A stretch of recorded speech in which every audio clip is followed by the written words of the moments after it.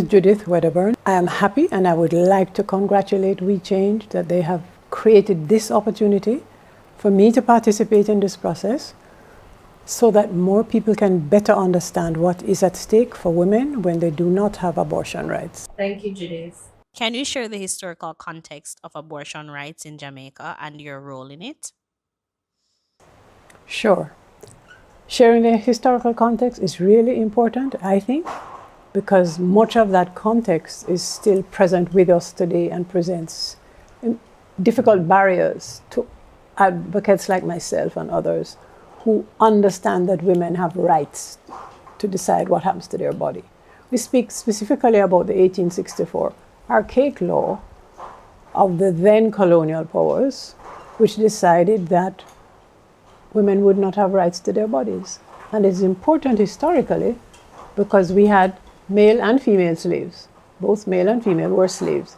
But the female slave had a female body, right, which she had no control over.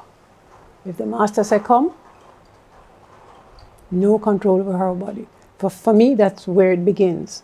And the fact that the law is, that archaic law is a legislative framework today in which women's rights to an abortion are not allowed.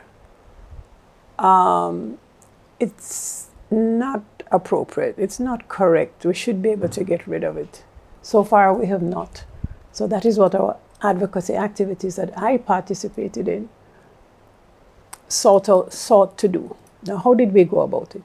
We realized that there was a lot of information that women in particular, who were the ones suffering the most, did not have access to. So they did not understand the reason the law is the way it is.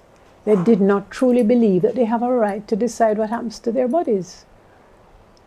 Part of that has to do with the role of the church. Not all of the church, but significant parts of religious communities in their own doctrine do not support women's rights to do certain things.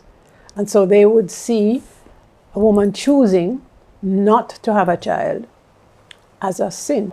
Aspects of the church would agitate for the community or the rest of the community not to support any changes to the current legislation because they themselves have difficulties understanding that woman does have a right, right? So in preparing ourselves to get involved in the advocacy work, which is like in the 2017-18 realm, we deliberately, it was led by Joan French, and another member of the team who was very active is our friend Shakira, you will talk to her later, who we recognized that we had to spread the word. Let's just put it simply. What had to be the cohort, most important cohort? Young women who are of age, so therefore they had the right to decide. They didn't need to get consent from anybody, but the law doesn't allow them to do that if they needed to have an abortion.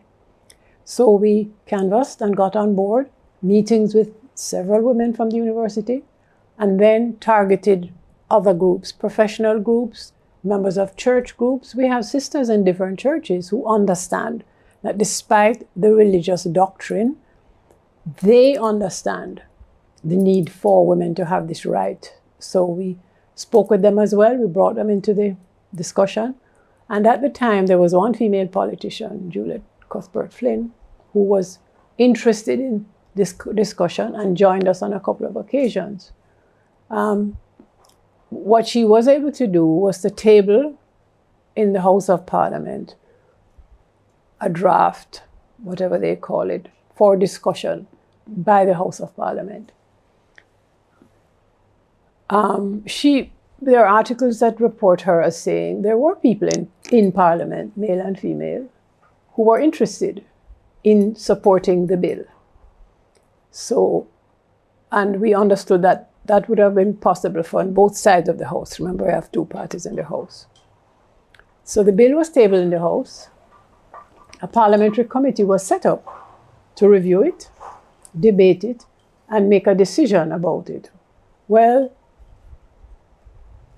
it never reached the agenda of Parliament. It has to be on the parliamentary agenda. Then the Parliament went on summer break. Then there was an election, and it has never reappeared. What were some of the most significant challenges you faced when you first became involved in this cause? So in addition to educating myself, challenges involved reaching as many people as we could in the different communities, whether it was a church community, young women on campus and off campus, people in the medical community, and parliamentarians. So we prepared a brief, right, which had documented the research about the medicine and the reason for the law being changed, beautifully laid out. And we shared that package. We had meetings. We had to have, in those days there was no Zoom. We didn't have Zoom. So you literally just sit with women from the university. We had women in the group who had other members in their churches who were interested. So we'd invite, come to the meeting, bring them to the meeting to get them involved. Then we had people from business who were interested, bring them in. So little by little, we realized you had to reach each community in the way that they can meet you, right? And then you spread the word, get their commitment to support it. The thing, if when it gets to Parliament, they actually discuss it and table it for the public to see, and then the public can respond to what's happening in Parliament. So it meant, I don't remember how many pages, it was a thick document, photocopied, created an envelope with addressed to every single member of Parliament and Senate in the Senate, and delivered them to the Houses of Parliament, personally, Joan French and myself. Why? Because we wanted to be on record to say we delivered it to them. And the clerk of the House will have to register that it wasn't delivered. So you let time pass, and then you start reaching out to the people in Parliament. And that is when we, as I said earlier, that Juliet Cuthbert Flynn, who was a member of Parliament, had undertaken to table it and to ask the Parliament to form a committee, which is how it works, to debate it. Well, it never happened. It was not tabled. It was tabled, but it was never discussed. And then there was a summer break, and Parliament closed for that year, and then there was an election. So that's how far we were able to take it at that time. I am certainly aware that there needs to be more work, because the rules have not changed. It's still criminalized. And women, especially women who can ill afford doctors who will help them, are at great risk if they get an abortion on the street. Let's just call it on the street. And people know where to go to do that, right? So what needs to happen now, I think, because you see, the facts haven't changed. What needs to change now is a strategy using making it known through a video like this, creating social media articles that can be used, that another generation of young people will say, oh, that's why we can't get an abortion, really? We have this archaic law? What can we at age 25 or 30 do about it?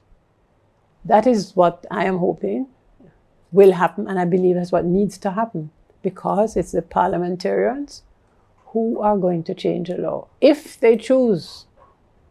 And they will only change the law if there is sufficient pressure from the outside. More and more women of cross age ranges and young men and professions. How have attitudes towards abortion evolved over the years within Jamaican society? So, shall we talk about this while we walk? Yes, let's do that.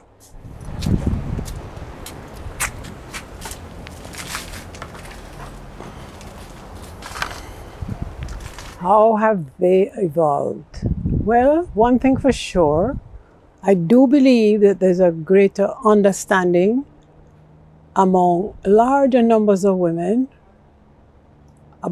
about their rights to have an abortion, a safe abortion. But in parallel with that, there is also fear, because it is still criminalized. So if a woman has to have an abortion, she decides, by the way, without coercion, to have an abortion. And she's safe. Anybody who supported her or helped her is at risk. And that's a major responsibility. So some progress, they're more conscious about the right, but there is also fear. One other thing, a point I want to make, part of the challenge that does not go away in our religious Christian societies is there is what we call a religious right, who are just waiting for any opportunity to oppose any proposal for decriminalizing abortion. So they have their own advocacy activities ready, responses next day all over the media, because they're very well funded, sometimes with funding from overseas.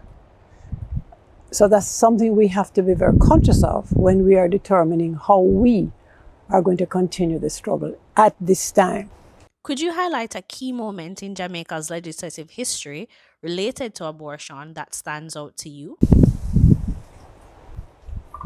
The key moment, as far as I understand, was when MP Cuthbert Flynn tabled the motion in Parliament for a parliamentary committee to be formed to review the motion for decision. My understanding is that it never reached the agenda. A date was not set. It didn't happen. And then Parliament went into recess for summer, and then there was an election. So it has never reappeared. And that remains a major challenge, because it is only in the Parliament that the legislation will be changed. What impact did global movements for reproductive rights have on Jamaica's advocacy efforts? The impact presented itself in two ways. For example, what happened in the United States when the Biden government made it available nationally. The Trump government comes in and kills that. People began to realize that it was not only in Jamaica that those problems, the problems that we have, existed. And then there are countries in Latin America, Argentina, for example, which is traditionally a very Catholic right-centered country, gave their women abortion rights. So you look at that as an example that can be done. Whether we have the resources together to make that happen is what we need to talk about going future. Yeah?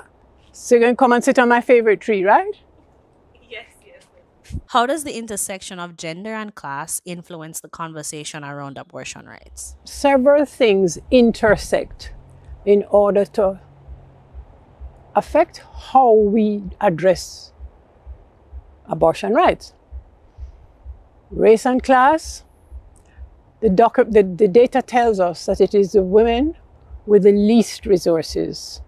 They're unemployed or in a job that's very poorly paid, probably not getting any support from family because they think she did the wrong thing. Maybe she's not getting support from the child, the baby father.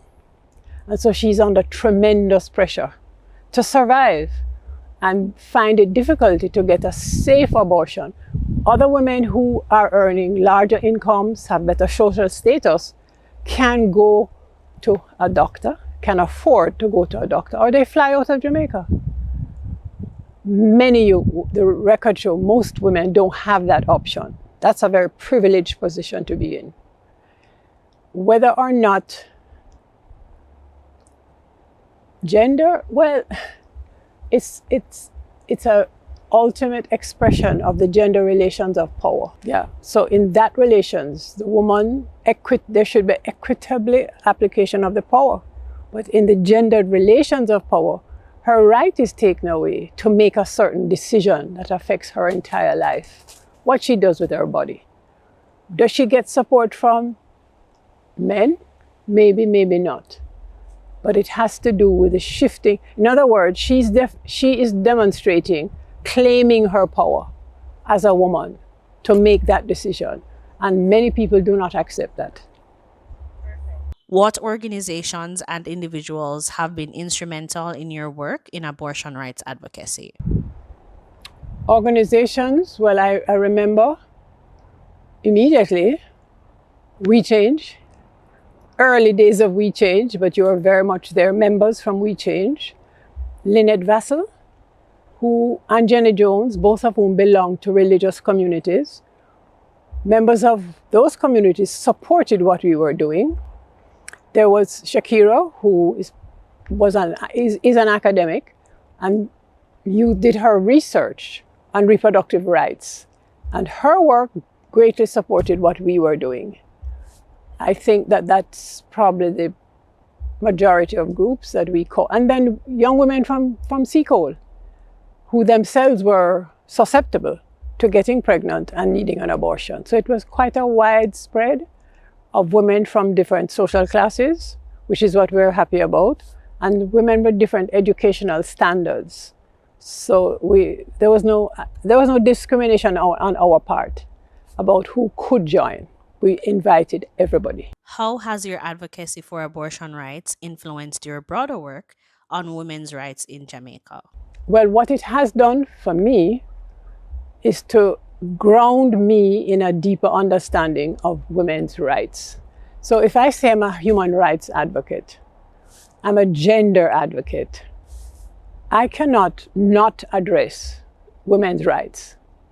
A women's rights advocate in all spheres of her life, whether it is right to fair pay, whether it is right to freedom of expression, gender equal pay for equal work. As long as I'm a defender of women's rights and an advocate for gender justice, those are the areas I will continue to work in. What do you hope for the future of abortion rights advocacy in Jamaica? I hope that the new generation of advocates will be able to dig very deep in their own personal resources, because that's where it's going to start, and then seek additional resources to work with the broadest collection of women to begin with, across race and class, the broadest collection of communities of people, women, who are willing to defend women's right to an abortion. So the next generation of advocates have to set themselves a target. How many people are we going to convince? What will it take to convince them? Do we need 6 months? Do we need a year? Can we take more advantage of Zoom meetings? Can we do special things on social media to make the message go far and wide? But the underlying factor for me is we should emphasize that we are not saying that it's just abortion on demand. It is not. When a woman makes the decision to get an abortion, she has thought about it long and hard. And she knows that she could be criminalized and that the risks are real. Let us not make fun of it and trivialize it. It's not a trivial business.